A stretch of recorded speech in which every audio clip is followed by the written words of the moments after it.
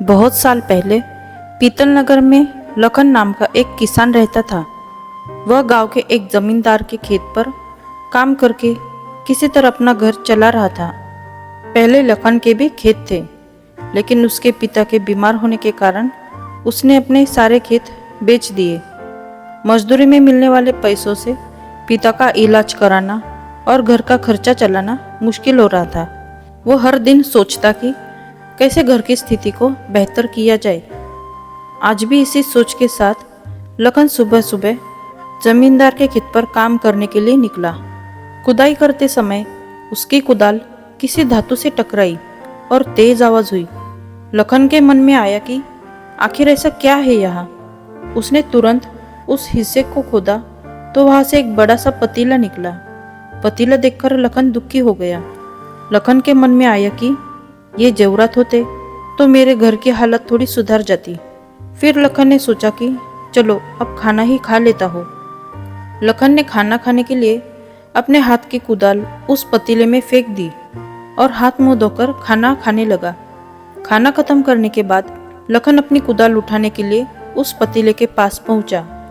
वहां पहुंचते ही लखन हैरान हो गया। उस पतीले के अंदर एक नहीं बल्कि बहुत सारे कुदाल थे। उसे कुछ समझ नहीं आया।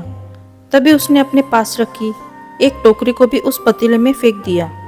वो एक टोकरी भी पतीले के अंदर जाते ही बहुत सारी हो गई। ये सब देखकर लखन खुश हो गया और उस जादुई पतीले को अपने साथ घर लेकर चला आया।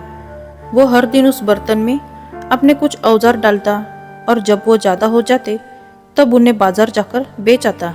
ऐसा करते करते लखन के घर की हालत सुधरने लगी। उसने इस तरह से बहुत पैसा कमाया और अपने पिता का इलाज भी करवा लिया। एक दिन लखन ने कुछ गहने खरीदे और उन्हें भी पतीले में डाल दिया। वो गहने भी बहुत सारे बन गए। इस तरह धीरे धीरे लखन अमीर होने लगा और उसने जमींदार के यहाँ मजदूरी करना भी छोड़ दिया। लखन को अमीर होते देख जमींदार शाम को लखन पर शक हुआ। वो सीधे लखन के घर पहुंचा। वहां जाकर उसे जादुई पतीले के बारे में पता चला। उसने लखन से पूछा, तुमने यह पतीला कब और किसके घर से चुराया? डरी हुई आवाज में लखन बोला, साहब, ये पतीला मुझे खेत में खुदाई के समय मिला था। मैंने किसी के घर चोरी नहीं की है। खेत में खुदाई की बात सुनते ही जमींदार ने कहा, यह पतीला जब मेरे खेत से मिला तो यह मेरा हुआ।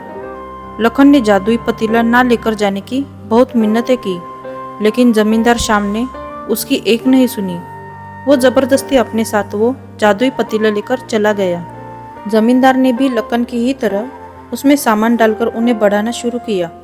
एक दिन जमींदार ने अपने घर में मौजूद सारे गहने एक एक करके उस पतीले में डाल दिए और रातों रात बहुत अमीर हो गया। एकदम से जमींदार के अमीर होने की खबर पीतल नगर के राजा तक पहुंच गई। पता लगने पर राजा को भी जादुई पतीले की जानकारी मिली। फिर क्या था, राजा ने तुरंत अपने लोगों को भेजकर जमींदार के यहाँ से वो पतीला राजमहल मंगवा लिया। राजमहल में उस जादुई पतीले के पहुंचते ही राजा ने अपने आसपास मौजूद सामान को उसमें डालना शुरू कर दिया। सामान को बढ़ता देखकर राजा दंग रह गया।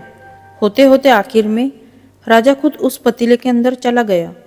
देखते ही देखते उस पतीले से बहुत सारे राजा निकल आए। पतीले से निकला हर राजा बोलता, मैं पीतल नगर का असली राजा हूँ, तुम्हें तो इस जादुई पतीले ने बनाया है। ऐसा होते होते सारे राजा आपस में लड़ने लगे और लड़कर मर गए। लड़ाई के दौरान वो जादुई पतीला भी टूट गया।